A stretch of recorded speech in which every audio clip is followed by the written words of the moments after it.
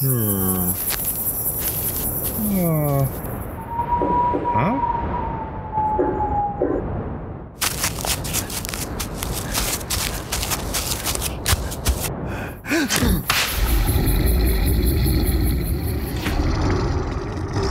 You're listening to Cryptid Clues, featuring your hosts, Taylor Field and Reuben Olson.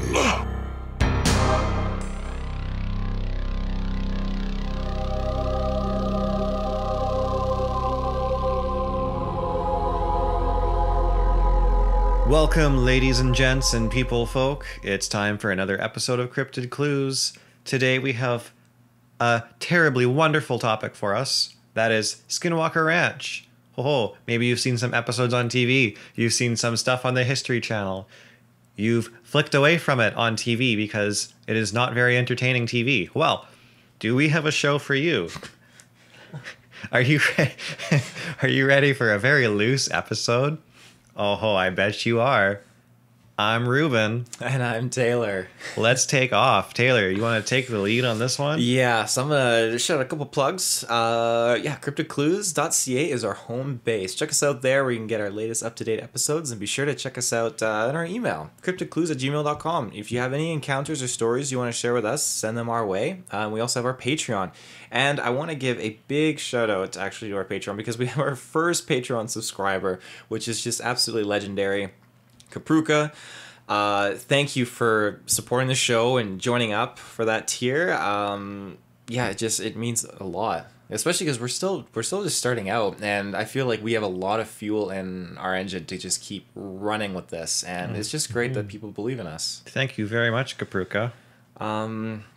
Yeah, so as you said, it's Skinwalker Ranch. We're talking about it, and That's the thing, like Skinwalker Ranch, it's been around for a long time.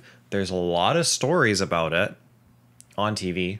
yeah. There's a lot of books about Skinwalker Ranch, but not a lot of information you can actually dig up online. That's the weird thing. Well, a lot of the information, to its core, from my research, seems to be a boots on the ground, speak to the locals thing. And even then, the locals may not want to talk to you about it.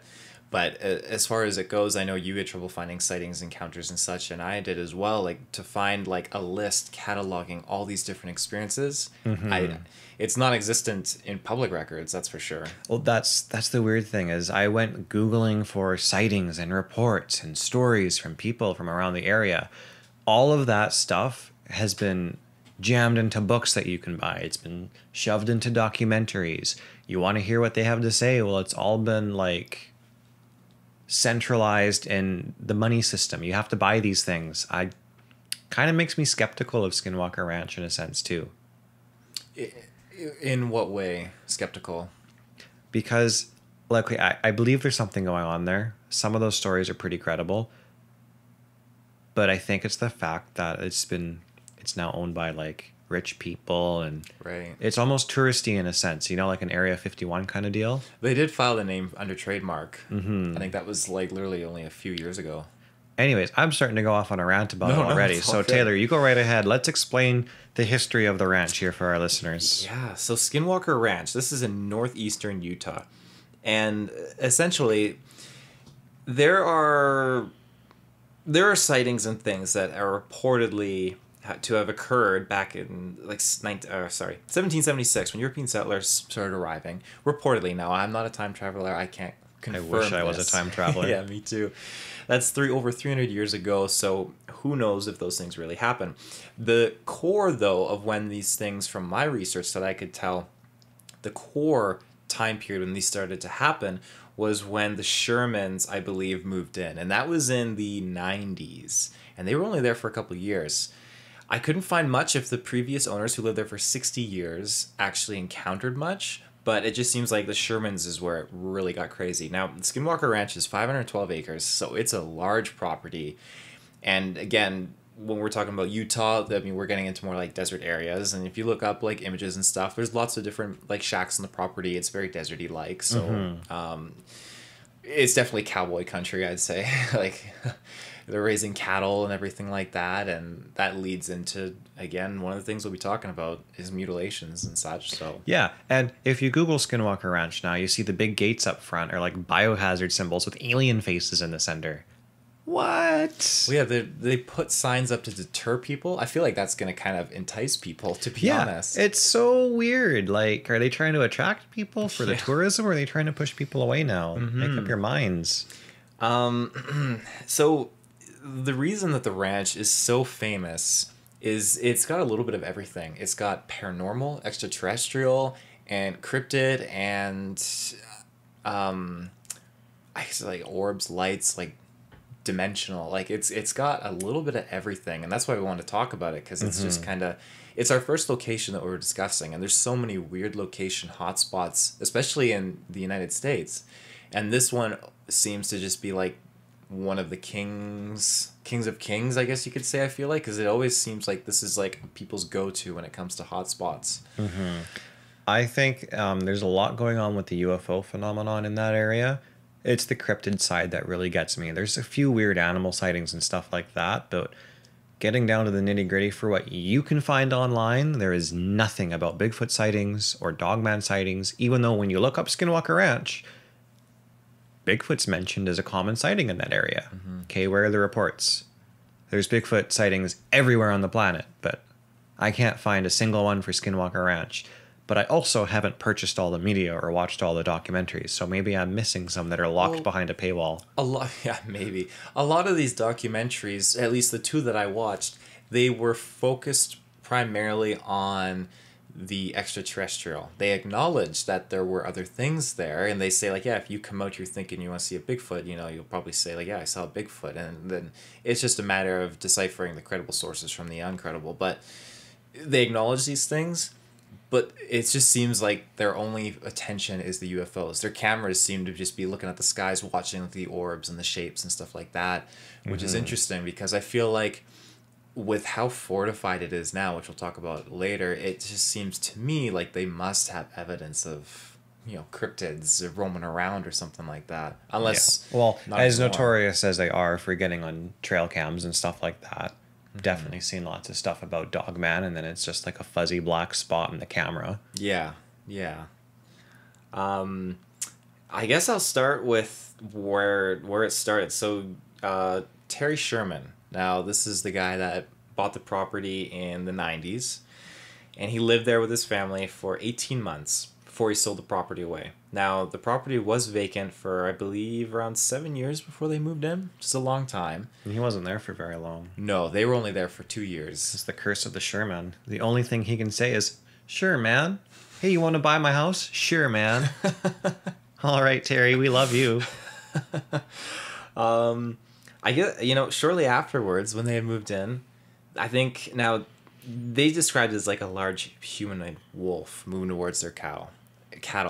And in the documentary that I was looking into, Terry ran out, and I guess he actually started like beating on this thing with like a stick or something like that, and started hitting the wolf. And meanwhile, the wolf was like reaching in and grabbing like one of the calf's heads, trying to pull it out. And then Right. That was in one of the documentaries I watched, Yeah. too. Yeah, I remember that bit. his son ended up running out, grabbing the Magnum that his dad owned, and came out and started firing at it, but it didn't have any effect. Now, if we look at Dogman, which there's no, again, for sure confirmation that this is something associated with the Dogman, this is something where I've heard accounts where people, like hunters, have taken shots at a Dogman and it's had no effect. The thing just stares right back at them. And it just makes me wonder. And then you have the case where there's like weird dog creatures, because I've looked up like coyote wolf hybrid stuff like that, like just interesting other like dog animals, canines and such, and it's interesting to see what exists out there. But I believe this thing, at least to me, I interpreted it as like a dogman. What do you think about this whole thing? I remember from the documentary, they kind of described it as being some kind of supernatural wolf-like creature, which makes you think of Dogman. But in the situation where they're describing it, it's down on all fours. It's reaching its head through the cage. It's just a really, really large wolf. If it was a Dogman, it didn't seem to have like stood up in the report. Exactly. And that's why I stick with the Bigfoot and Dogman sightings. Nothing matches what you would expect from one of those typical reports. It's all weirder animals or alien stuff. Yeah. But the Dogman one did get me because I remember that they were shooting at it. It didn't really have any effect. I can't remember if it bled or not. I feel like... I don't recall it did. Yeah, I feel like the bullets connected. Like, he wasn't missing. He wasn't going crazy. Mm-hmm. He was taking really good shots at this thing and hit it many, many times. But it didn't really react. When he did scare it away, it just kind of stopped and, like, seemed really pissed off that it was getting shot. And then it ran away. Mm-hmm. The the idea of wolves being around that area, I believe it was Mrs. Sherman who called it in. She was trying to basically seek help dealing with these wolves on the property. Because I think there was a couple more other sightings that occurred. And she just got the flat out response, wolves haven't been in this area for a long, long time. We've heard that to its core of many other cryptid locations and stuff like that. And it's just interesting because what do you do with that information? Well, you get freaked out, for one. Or the wolves are moving back in. I mean, there's only so many answers, but that's the case. Following that dog stuff, though, or wolf stuff, again, they started seeing UFOs, crop circles, cattle mutilations, and the mutilations. I've watched a few documentaries on this and looked into it, and it's just the precision cutting. I'm fascinated with how they try and have experts in the field try to replicate these precise cuts with amazing technology, and it's still so hard to replicate. Mm-hmm. And in this case, you have cattle that are dissected and the blood is just like sucked out. It is freaky. It's terrifying. And what do you make of that? What do you think? Those are the ones I'm a little bit more likely to believe as a believer in the UFO phenomenon too. That stuff's happened all around the globe. Mm-hmm. And if it's going to happen anywhere and Skinwalker Ranch has some kind of attraction to alien activity, that's par for the course. Mm-hmm. Crop circles and UFOs are common with that kind of thing. One thing that gets me, though, and I need to find the source for this, so this is just crazy talk right now, but I remember reading a document that was submitted stating that there was some sort of proof that the military has been involved in faking abductions and mutilations in order to cause terror and stir up the topic of alien activity. Now, don't quote me on any of that because I have to go find that source, so I'm just talking out my butt right now. But it did get me to thinking, if that's the case and that kind of thing is true, with all the touristy stuff going on in that area, all the attraction to Skinwalker Ranch, that is a prime location for some minor government project to go and stir up alien activity and fake it too. Mm-hmm.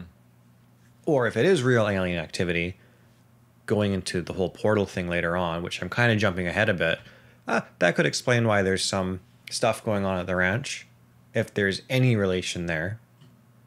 But we'll have to dive into that part later as well, because there's a lot of weird alternate dimension portal stuff that happens on the ranch, apparently. Yeah, absolutely. As we lead into that or get closer to it, we're just going to jump to a quick ad break. We'll be right back. And we're back. That was a super quick ad. I hope it was a good ad. I don't know what they played, but I hope it was good. You mentioned portals. So detail a little bit about that. I'm curious. Oh, orange and blue, you shoot them at walls to solve puzzles. It's a great game. Have it on Steam. It's so good. No, the whole portal thing, which has been associated more and more with the UFO phenomenon, is when people make a UFO report, sometimes they report seeing a portal open up in the sky, or there's like a hole in the atmosphere where the sky is blue, but then there's a circle that's orange and a silver disc comes out of it. Things like that. The whole Skinwalker Ranch thing, lots of documentary parts are talking about how it's almost like there's a shimmering doorway that opens up on the ranch and you can see through, and it's no longer the ranch when you look through that shimmering area. Like it's a different background in behind. Yeah, exactly. And moving away from the Skinwalker Ranch topic to explain the portal thing more, in some of the books that I've been reading and researching stuff for the whole Dogman and Bigfoot thing, those are common with them too. You get into Dogman, There's a lot of portal ones too. Bigfoot less so. There's a few with Bigfoot, but the Dogman stuff, like I've been reading some of those books, like I Know What I Saw and all that. You have witnesses that state they look through. There's a big portal. Some of them aren't even Dogman. They're like, oh, I glanced through a portal. It looked like a big grassy kind of wheat field. And there were these really tall beings like floating there and they looked at me. That's kind of creepy. Yeah. Sounds like aliens. Or you've got like Dogman that just zip and disappear into a shimmer that's floating in the air. Yeah. Like they're just popping in and out of the dimension or something. Or dimension's actually the wrong word for that because dimension implies 2D, 3D. But like an alternate reality or a different planet. I don't know. It's crazy stuff. Yeah. But if portals are possible and they're appearing at Skinwalker Ranch, as all the documentaries seem to say, then I guess it's possible that stuff is going to be happening on Skinwalker Ranch if portals are opening up there. And I don't know why that is. Is it because other races or aliens have advanced technology and they can create portals? Or is there something just about the way the world works and we're getting into like weirder topics about ley lines or something? I don't know. Where there's just natural locations on the globe that are more likely to cross over with some kind of other reality. Well, now that's a fascinating point that you mentioned, because I'm gonna use this as an example. The Marvel movie Thor: Dark World does a great job explaining that with the convergence. There's parts of the planet that you can go to that cross over at a certain point in time with other parts of the universe, and you can travel through these points in time to these other planes. And I just think that's such an interesting concept, and you are 100% correct in how you're explaining it. I mean, who knows? It could be just one of those hotspots. I feel like I'm not explaining it coherently. Oh, no, I totally understand. But I mean, I researched, so I know what you're talking about. But yeah, I feel like I am explaining it so ADHD like that no one's gonna understand what I'm talking about. It's kind of like it's such a weird topic. Let's say like an experiment. You have a table and you have a bunch of magnets sprinkled on top of the table. Underneath, you take one big magnet and you put it under the left side of the table. You'll see all the magnets drawn there. Now kind of use that as like your convergence point. Let's say like this hotspot where the magnet is underneath the table, that's Skinwalker Ranch. All this activity is drawn to there and it's creating these openings and things are coming out because that is the hotspot. And maybe these hotspots move around, I don't know. But that's how I understand it, at least. Yeah, that's weird that you mentioned that. Back on the Dogman topic, again, I'm not talking about Skinwalker Ranch, but trail cam footage and stuff of Dogman seems to show very odd fuzzy spots in the film that is consistent when the camera moves, or if the camera's positioned differently, the fuzzy spot isn't on the lens, it's actually like there. Mm-hmm. And it always tends to show up around a certain time. Now, some of those reports say, oh, it's like there was a dark entity there. Maybe it was the Dogman and it doesn't show up on film. Well, that's kind of weird. I don't know if I believe that. But what if it was something like the presence of a portal or some weird thing that the camera captured? Mm-hmm. Because it seems to be in a consistent location. Yeah. And I mean, EMF is a real thing. It doesn't take much to jolt around an electronic connection or something like that with a camera. I mean, we have the technology to do that. A solar flare could do that, you know.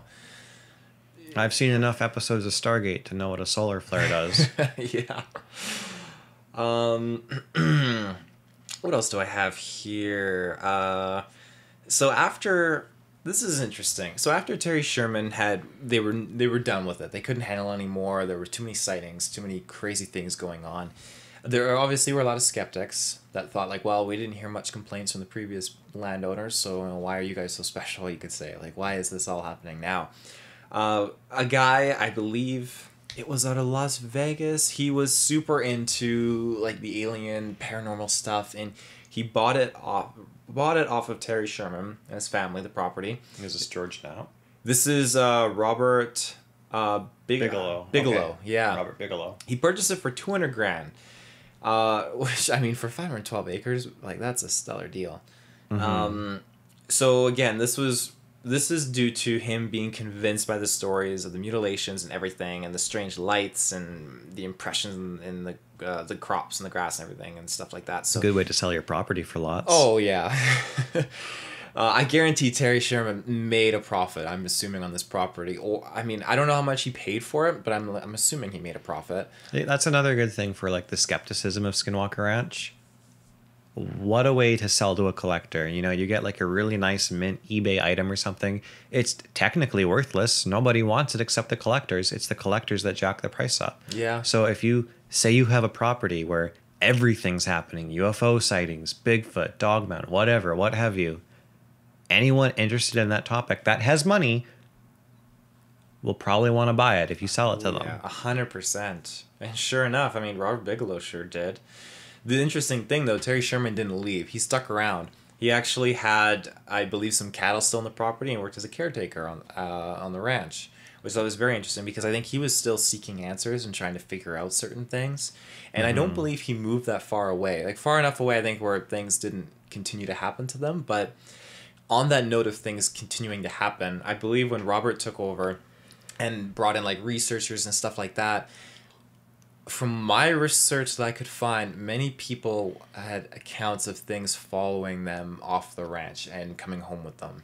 And that's the thing I don't like, because that seems to me you're getting more into a paranormal demonic kind of thing, because these things, like, I'm not an expert, I'm not a demonologist of any sorts, I'm not a very religious person myself, but things like that, they latch onto you and they come home with you. You can get sick, you can get ill, and it's scary. And I think that's where it gets really, really paranormal, when those things start happening to these investigators.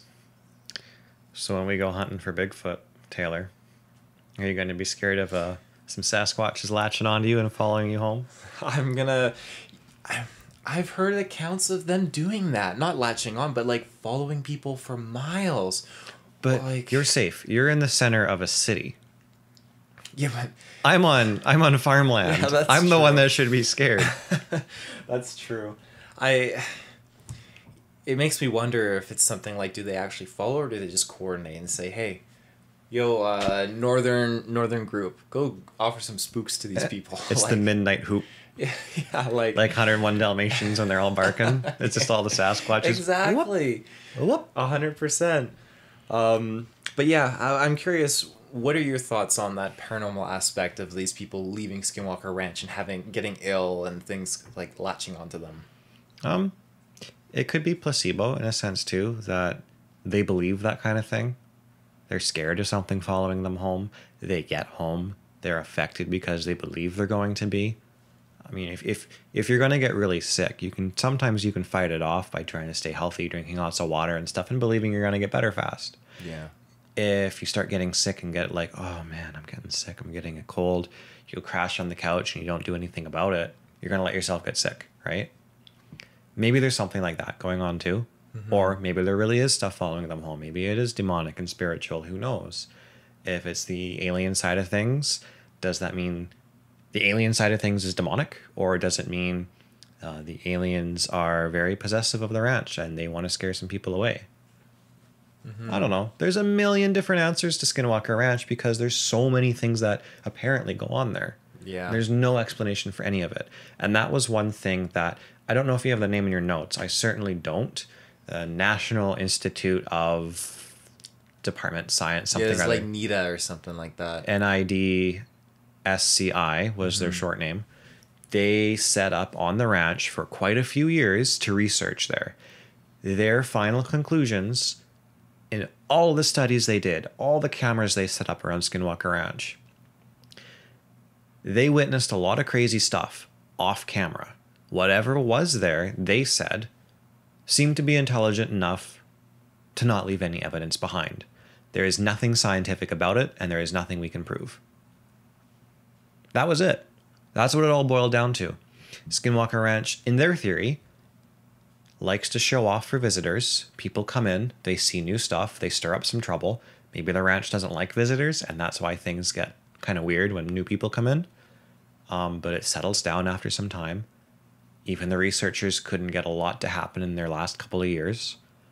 But if something's going on there, whatever's there isn't intelligent enough to not walk in front of a camera, not fly a UFO in front of a detector or anything like that. Everything would happen away from where they set up. And if they blanketed the entire area, nothing happened at all. Mm-hmm. Yeah, I see what you're saying. It was an interesting thing that I found was how they detailed it as it was on their terms, basically. Mm-hmm. It was not as something you could instigate, like, again, going into like an exorcism and poking the demon or something like that out. Like, it was totally on their terms. Yeah, I think that's crazy. And it's weird too how you mentioned, like, yeah, if you blanket the whole area in cameras, nothing happens. Pull the cameras down, then. What a way to stay safe, though. Well, yeah, absolutely. It's interesting that something so advanced to be so afraid of a camera, but at the same time, I mean, it knows the damage.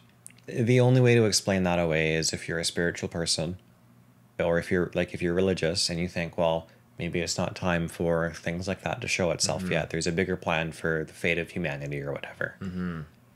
Yeah, it doesn't matter what we talk about with Skinwalker Ranch. Everything diverges into crazy conspiracy territory. Mm-hmm. Way weirder than joking about the Jersey Devil and its lore and going, well, it's technically maybe possible in a spiritual sense. It's one particular thing that might have been a thing, or it wasn't a thing at all. Mm-hmm. Skinwalker Ranch is 60 different possibilities about 50 different topics. Absolutely.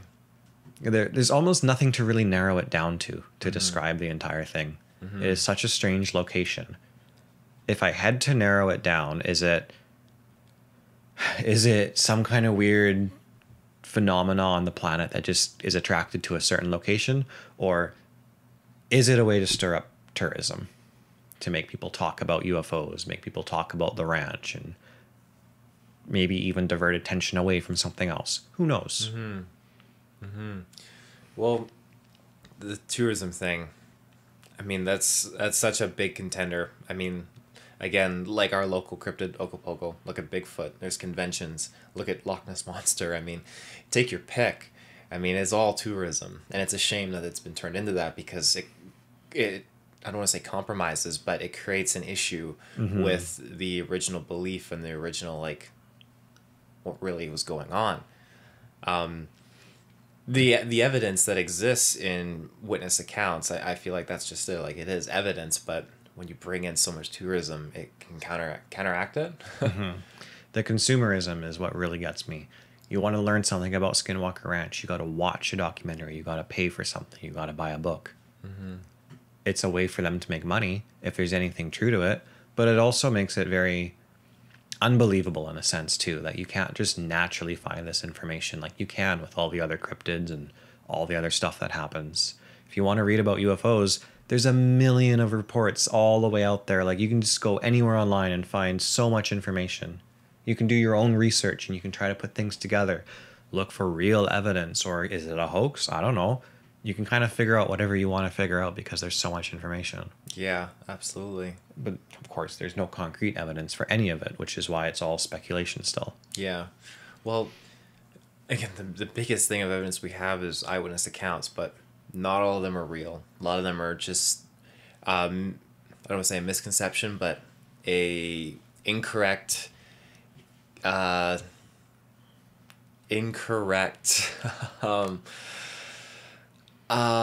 deduction of what they encounter, I guess you could say, like that, like a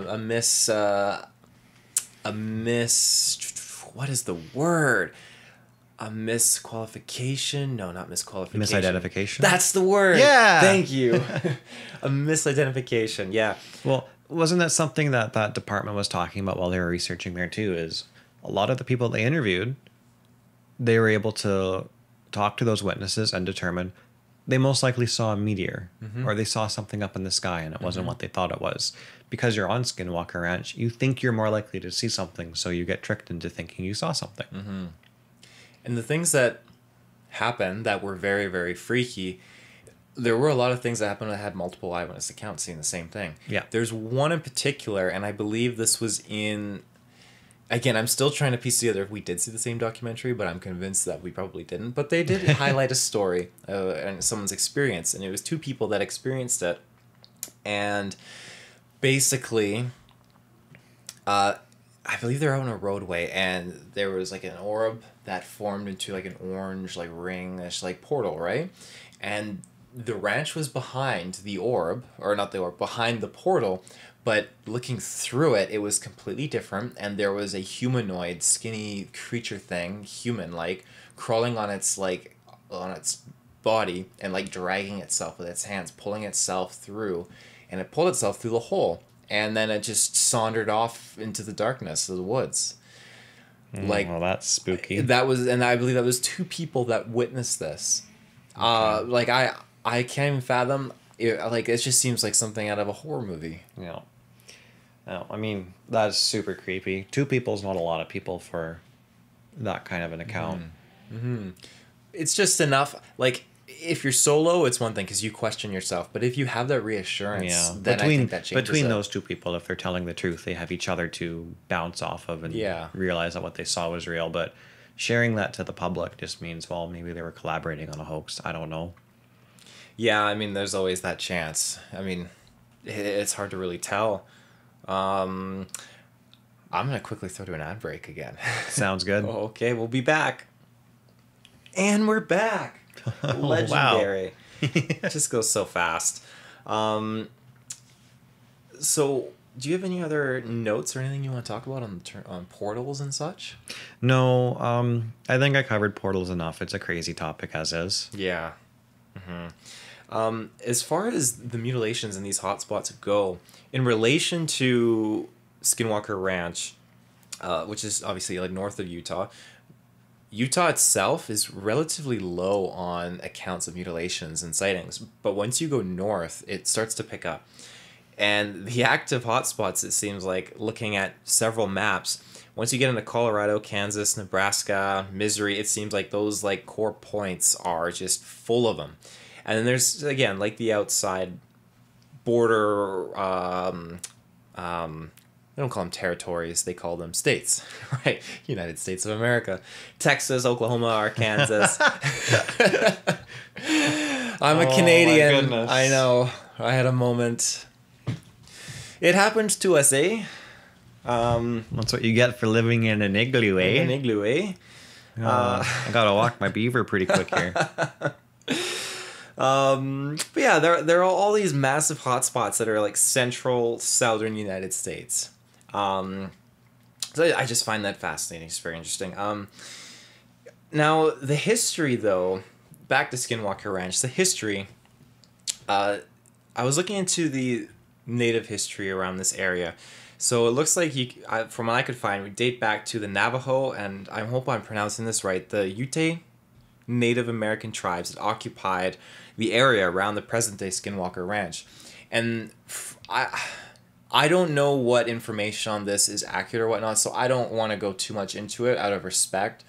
But it just seems like there was, I'll just say, like, probably tensions between the two tribes, and it looked like that some of these tribal members, again, I don't know the accuracy, but there were accounts that there were curses casted and stuff like that, and it is one of the things that summoned these skinwalkers, or again led to them being so afraid of these skinwalkers. And the skinwalker, in short, is something that basically can transform into animals. It is terrifying, and its origin I do not know. I mean, who really knows? But it's just that's all the information that I found. That's all the information I feel comfortable talking, because I don't want to disrespect anyone's culture or anything along those lines. But I wanted to mention that because I think it's very important, because it is an aspect of this area. I think it's interesting to note too. The legend of like skinwalkers is really not well understood outside of Navajo culture, and I'm pulling this information directly from Wikipedia. Mm-hmm. Mostly, it's due to reluctance to discuss the subject with outsiders. Traditional Navajo people are reluctant to reveal the lore to non-Navajos or to discuss it at all among those that they do not trust. It seems unfair, but that's how their culture survives. I don't think it's unfair at all. I think that's totally fair. I mean, it's a part of their culture, and I mean, it means a lot to them. So I don't blame them at all for withholding it, because you start telling outsiders. again, the wrong person's going to come along and take that information and misrepresent it or misdiscuss about it, and then it just turns into something that's just inappropriate. So it's just cultural misrepresentation. I think we've got already in our culture multiple representations of what a skinwalker actually is. You've got the proper Navajo version, which is more of a witch, someone that was studying to become a medicine man or woman, and they studied the good and the evil ways to make medicine, and they gave into their temptations and became an evil witch and got corrupted by their responsibilities. Versus our imagination of a skinwalker, which is a naked-looking human being type thing that crawls and skitters around on all fours and can transform into other creatures. Some of that is from the skinwalker myths and legends from the Navajo people.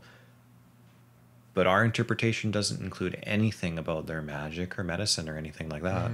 Well, it's interesting you mention that because initially, back in the day, when I heard the term skinwalker, that's what I thought, like a skinny, bone-like humanoid crawling on all fours. And then I learned this kind of recently too, not that they're different things, but the terminology for those skinny things are just straight up crawlers. And that's its own category of things. And wherever those fit into the grand scheme of things, I couldn't tell you. Crawlers feels like such a wide term. Yeah. You ever see that video of like the black spidery looking thing crawling up the side of a building at night?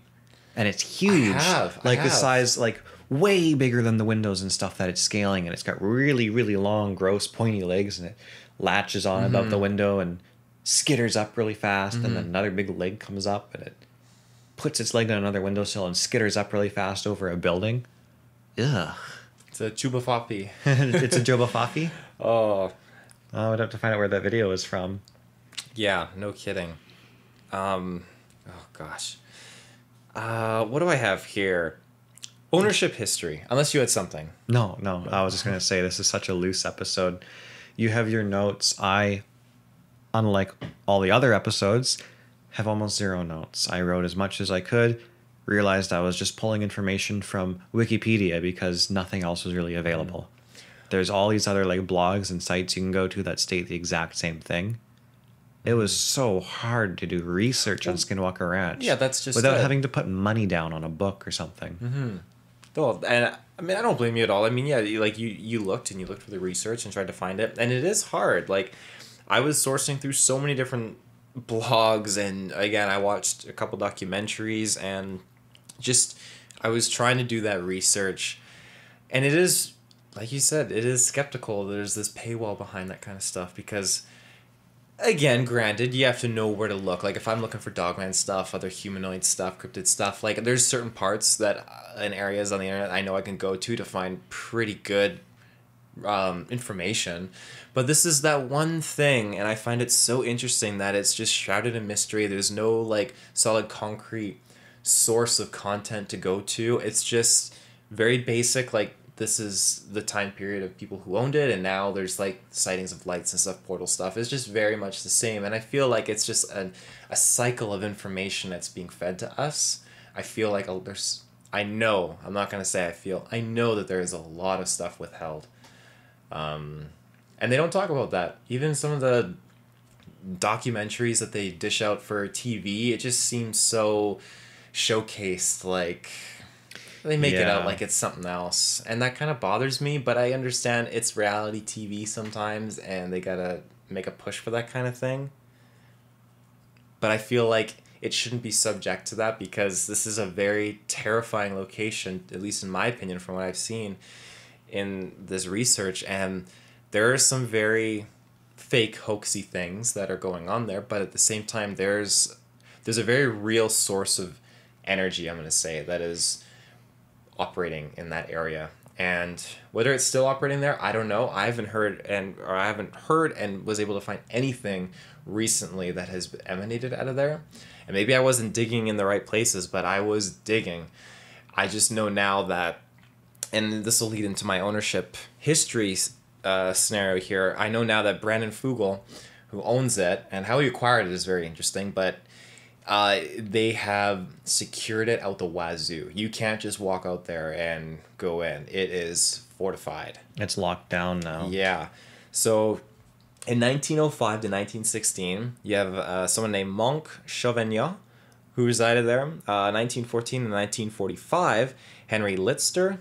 And then you have 1934 to 1994, Kenneth and Edith Myers. They're the ones who lived there for the longest. 1945 to 1961, Bent Locke. Now, I'm assuming these, I don't know for sure all the details on these people, but I'm assuming they worked as like ranch hands, stuff like that. 1994, 1996, Terry and Gwen Sherman. Now, they're the ones who had, that's when it hit. From what I can find, stuff went sideways. They were the unlucky ones that said, sure, man. Yeah. Yeah. 1996, 2016, Robert Bigelow. And then in 2016 to present, Brandon Fugel. Since 2016, the ranch was sold for $4.5 million. Now that is crazy. It was sold to Adamantium Holdings. It was a shell corporation. No one knows its origin. But basically, a shell corporation is a company that exists only on paper, so it has no employees, offices, but it has a bank account. So it's it's like a ghost company in a way. That's weird. Yeah. Since then, all the roads have been blocked. Again, like we said, perimeter secured with guards, cameras, wired fencing, signs up to deter people. And then in 2017, the name Skinwalker Ranch was filed for trademark.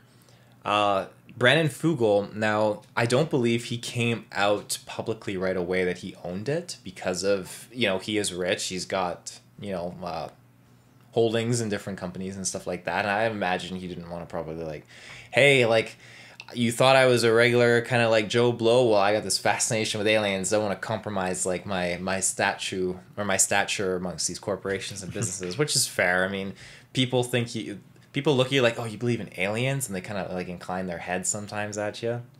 But what do you think about that? The ownership and just like how they've the whole lockdown state, doesn't that just make you want to go there more? No. Really? No. Oh man, like once it's locked down and closed off and it's forbidden, now I want in. Yeah, but then now if they the catch tourism you is go getting me. missing and you never are found again. But does that mean you discover the truth that there was something real going on there, or if you find the aliens before they find you, or the Fugel people? I don't know. I still don't know what to think. There's so many possibilities. I can't pick one to believe in. Yeah, that's fair. About the millionaire being crazy for believing in aliens. Who do we have visiting there now? Post Malone? Post Want Malone. to talk about that? Yeah, I'm very, very, very eager to talk about that. I'll probably do one more ad break and then we'll get into that topic. So we'll postpone Post Malone. We'll be right back. And we're back. Legendary timing again. So yeah, in February of this year, Post Malone took a visit out there, and there are some photos of him. He went out onto the ranch with Brandon Fugel, and he's got in these photos an assault rifle, and he looks pretty well equipped. A walkie-talkie on his shoulder. I don't know what to make of that. I don't know at all what to make of it. Just the basis that I know Post Malone was on the Joe Rogan podcast. I know he's been very open about his own personal extraterrestrial experiences, and that's, to me, the only connection I can form here. That is why he went. That's what I read about. He enjoys the UFO phenomenon. He believes in it. He wanted to go to Skinwalker Ranch, so he went. Mm-hmm. So why bring an assault rifle? I don't know. Maybe it was for the pictures. Stir up some discussion, or it could be anything. He's holding an assault rifle. He's got his little walkie-talkie. Is that the kind of photograph we're going to look at 2 years from now? Like you look at photographs of Jeffrey Epstein and go, wow, there was other things going on all along. Yeah. You make a good point. Not to lump Post Malone with Jeffrey Epstein. No relation between the two of them. Just the fact that you would look at a photograph of some famous person with them and not think anything of it. Then years later, the conspiracies come true and you look at the photograph and go, oh my goodness, was this person involved? Mm-hmm. I see what you're saying. Yeah. You make a good point. I can't help but wonder. I wish I knew more. I just want to know more. Like his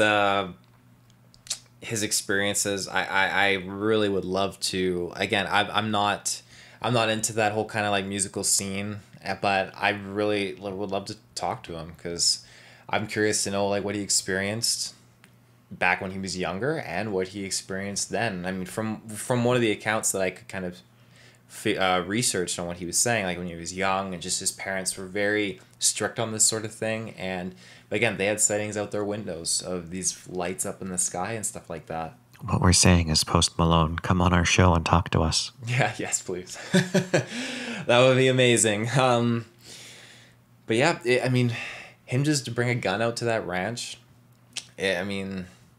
Post Malone, if you're listening to this, we'll edit you in post. And... I'll do it all alone. Oh, yeah, I just can't help but wonder. That's all I can do.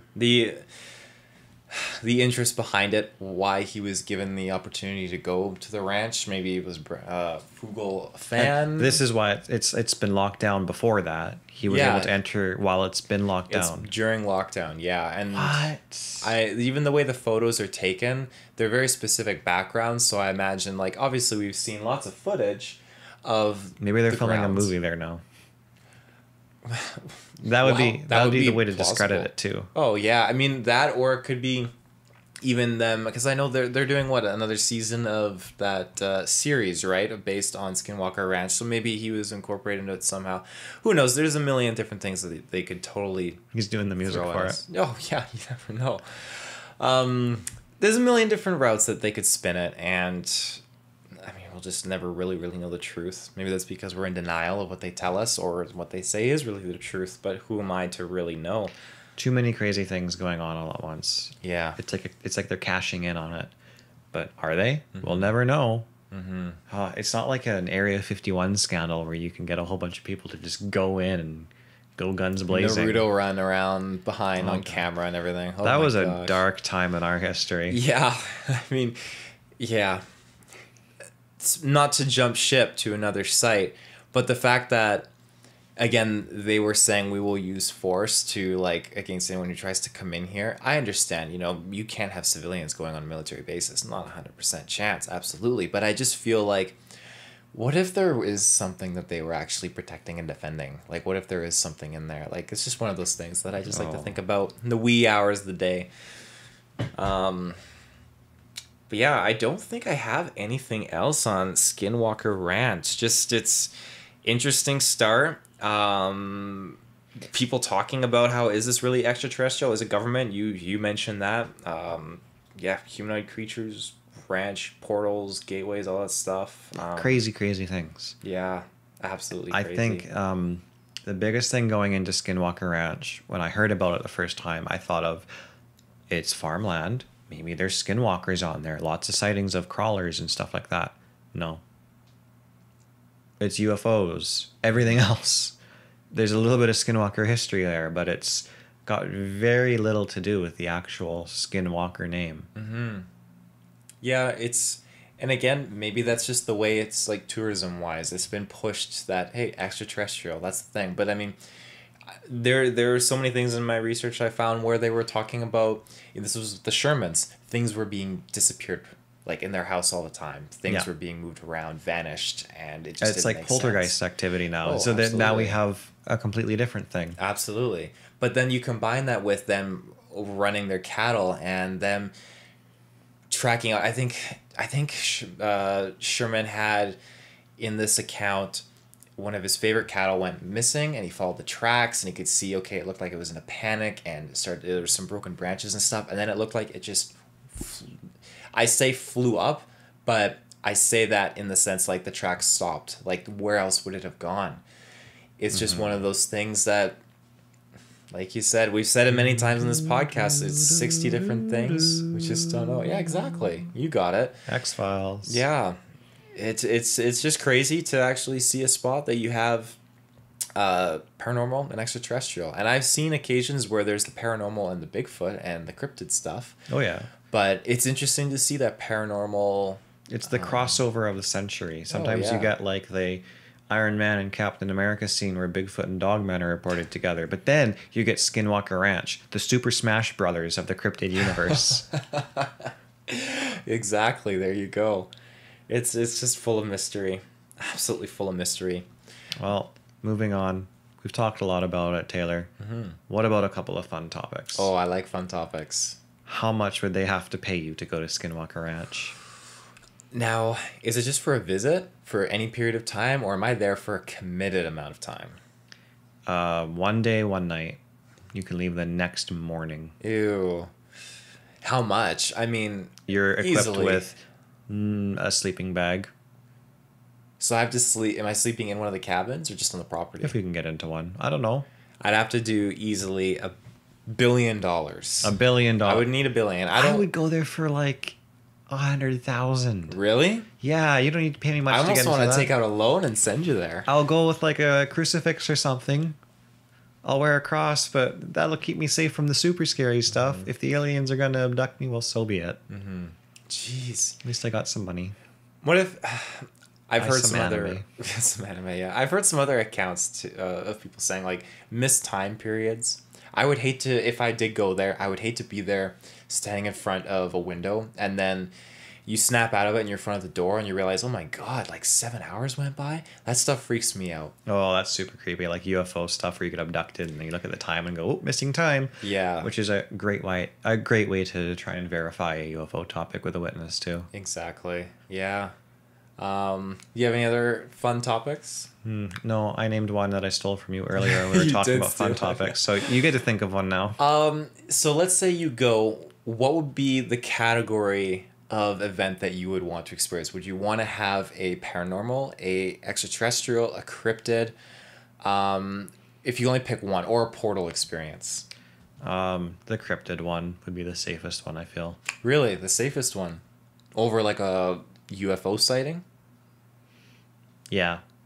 Interesting. Why is that? I feel like a dogman or a Bigfoot isn't going to give me missing time where I never know what I actually went through. If I see a Bigfoot or a dogman crossing a field, I'm going to go, I saw a Bigfoot or a dogman crossing a field. If I saw a UFO close up, I would wonder the rest of my life, did I get abducted? Yeah, that's true. What really happened? I would hate that. It's freaky because, again, it's just been like a plot for movies and stuff where you see that like people don't know they've been abducted until a psychic comes along and or a hypnotist. Encounters of the Fourth Kind. Yeah, that's my That go-to documentary. example. Yeah, Oh. I'm not saying it's a real thing, but like, yeah, people just in these movies, people don't know, and then they like snap them out, like, oh my god, like they're missing time and everything. We're going to have to talk about aliens in general soon. I feel like that's a really good one to explore. Yeah, absolutely. Yeah. As far as it goes for me, I'd probably do the cryptid thing as well. I would hate every second of it. I imagine being alone in a sleeping bag, but that's probably the safest route. You're right. So, yeah. Well, ladies and gents, I think that covers this this episode of Skinwalker Ranch. So, yeah. Thank you for tuning in. To such a loose episode. Yeah, it's just We had very little to go on. Well, I don't think so. I think this generated a good conversation. I was looking forward to this since we announced that we were going to do this topic. I was really gung ho. It was for an this. organic, scatterbrained conversation. Yeah, there you go. Exactly. And I think we brought a lot of information that probably is a little bit convoluted to light. I think we got a little bit of good skepticism in there, and a lot of people that aren't sure really about Skinwalker Ranch. I hope now you have a good basic understanding about this place. And If they make it past the portal topic. yeah. There's some far-fetched stuff, but you know, again, take it with a grain of salt. You know, we're all on this journey trying to just kind of learn. That's all we can do is learn. We're all in this together. We're all in this together. Words are my favorite Canadian. Oh my gosh. But yeah. One last time, the plugs. Check us out. CryptidClues.ca is our home base. And then be sure to check us out. Patreon, Cryptid Clues. And then also, if you have any stories, you just want to reach out to us, send us an email, cryptidclues@gmail.com. We'll be happy to take your questions, just kind of, even if you have any encounters you want to share with us, happy to talk to you about them and learn. Yeah, so what about you, Reuben? Anything? No, I have no plugs. No plugs, That's okay. all, everybody. All right. Have yourself a good night, good day, good afternoon, wherever you are. And we'll see you in the next episode. Bye-bye.